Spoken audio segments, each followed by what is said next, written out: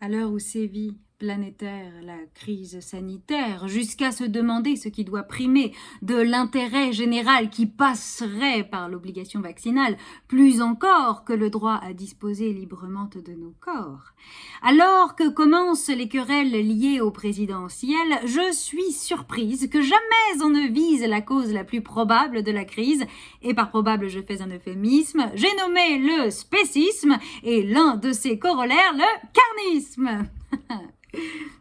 Oui, de quoi est-ce qu'il s'agit?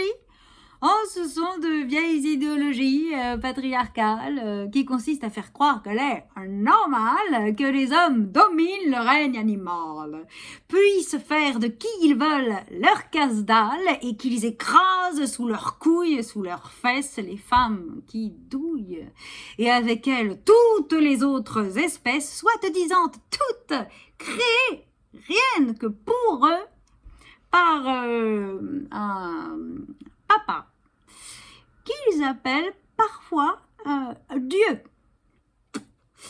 Et cela, sans argument logique, seulement des propagandes mytho-illogiques iniques.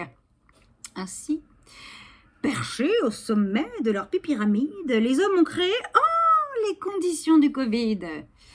Car quelle île soit sauvage ou maltraitée en élevage, le mal nommé, puisque rien ni personne n'y est élevé, mais bien seulement rabaissé, violenté, torturé, assassiné.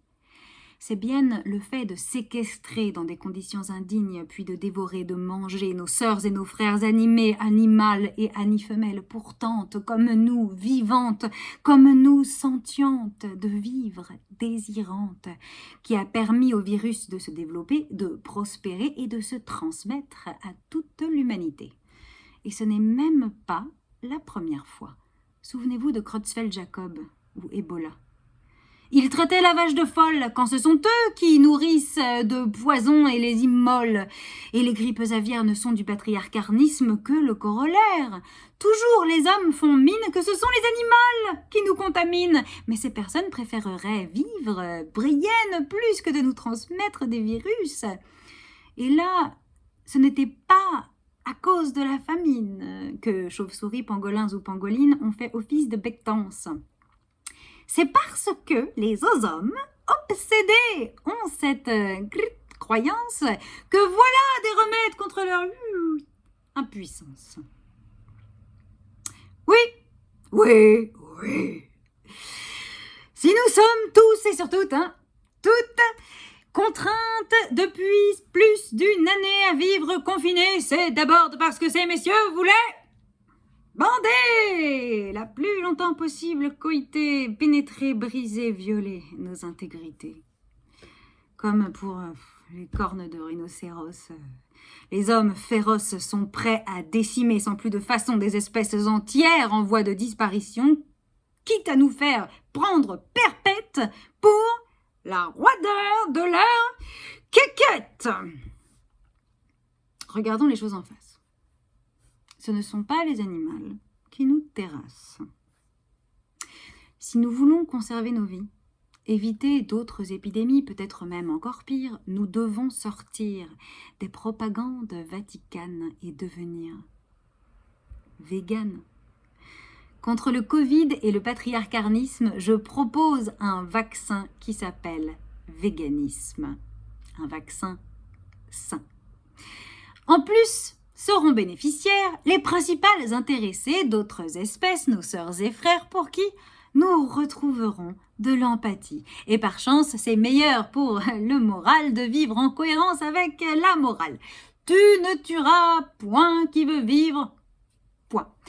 Sans parler de votre santé, réduisant le désastre des maladies notamment cardiovasculaires, et oui, les organismes humains, d'ingérer des cadavres ou des sécrétions étrangères n'ont nul besoin, et même, on le sait aujourd'hui, cela leur nuit. De même, sera meilleure votre santé financière, les protéines végétales étant bien moins chères que les protéines animales. Et comme nous avons besoin de bien moins de terrain pour nourrir les êtres humains que les personnes bovines ou ovines, c'est lutter contre la déforestation et les famines que de cesser de les faire naître dans le but de les exploiter, puis de les assassiner. Ne plus cautionner, ni subventionner ces pratiques criminelles immondes, c'est réduire les inégalités sud-nord et la faim dans le monde. C'est aussi lutter contre la pollution des terres recouvertes par exemple d'algues vertes et des mers qu'ils vident de ces poissonnes et poissons avec indifférence génocidés pour ne pas pouvoir crier. En étant végane, vous protégerez l'équilibre planétaire et la biodiversité, car le carbone et le méthane envoyés par les activités carnistes dans l'atmosphère, n'en déplaise aux climato-sceptiques, sont parmi les causes premières du réchauffement climatique. Enfin, cela baissera, mes sœurs, le niveau général de violence patriarcale. Et cela n'a rien pour nous surprendre. Des études ont montré, il fallait s'y attendre, que lorsque dans un territoire on installe un abattoir, la violence des hommes y augmente contre les femmes, les enfants et les enfantes. Car banaliser, normaliser, légitimer, de violenter qui que ce soit, outrepasser la volonté de qui ne veut pas, faire souffrir et tuer qui ne veut pas mourir. Cela banalise, normalise et légitime les violences contre toutes les victimes. Toujours les dictateurs, les tortionnaires, les serial killers, les conjoints violents, les agresseurs ont commencé par torturer qui ils pouvaient en toute impunité, en l'espèce, les personnes des autres espèces. On ne peut pas circonscrire la violence à tel ou tel aspect de l'existence.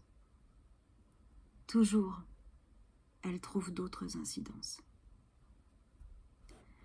Voyez, toutes les argumentes convergent vers cette changement simple, éthique, accessible, bénéfique, empathique, juste, écologique, souhaitable, durable de nos façons de nous nourrir sans faire souffrir.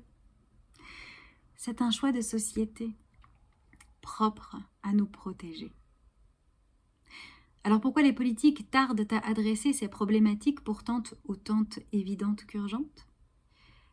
D'abord parce que les politiques masculins, qu'ils soient ou non corrompus par les multimillionnaires qui dirigent les gros lobbies des carnistes industries, n'ont déjà pas d'empathie pour les femelles de leur espèce, n'attendons pas d'eux ni justice ni justesse.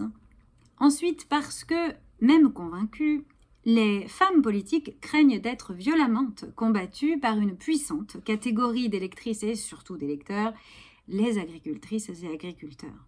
Mais je pose une question. Quand nous avons œuvré pour l'abolition de la peine de mort à raison, avons-nous reculé et reposé des têtes sur les billots devant l'utilité de préserver le métier des bourreaux ? Or, ici encore, ces métiers de la carniste ruralité que les gens disent vouloir garder, de ne pouvoir imaginer d'autres façons d'exister, sont d'une pénibilité, d'une dureté, d'une cruauté. Ces personnes se plaignent à raison de travailler de l'aube au crépuscule en toute saison, et même la nuit, toute leur existence, sans jamais avoir de vacances. Elle et il s'occupent de personnes sans pouvoir s'y attacher puisqu'elles iront à l'abattoir. Elle et il assistent quotidiennement à des souffrances, des détresses déchirantes, quand les vaches pleurent leurs enfantes et enfants déjà mortes des semaines durantes, quand les truies et les porcs sentent venir la mort hurlante, et je ne peux pas dire, et j'en passe et des pires, et tout ce calvaire agraire, quelle piètre affaire, pour vivre dans la misère, survivre à peine, se saigner aux 4 veines, crouler sous les dettes, ne pas avoir de retraite, ne tenir que grâce aux subventions insuffisantes des institutions qui, par-dessus le marché, les méprisent.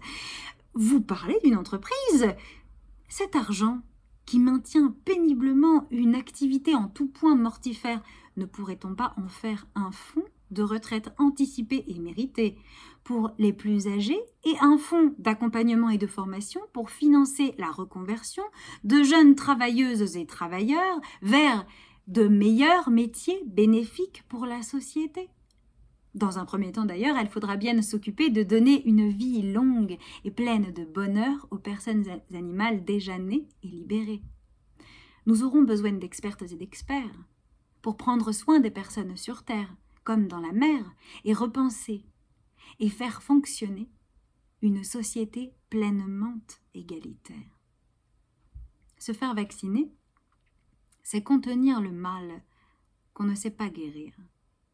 Mais devenir féministe, antispéciste, c'est empêcher et prévenir d'autres catastrophes à venir et préparer une paisible avenir, sans violence, sans discrimination, sans oppression, sans inutile souffrance.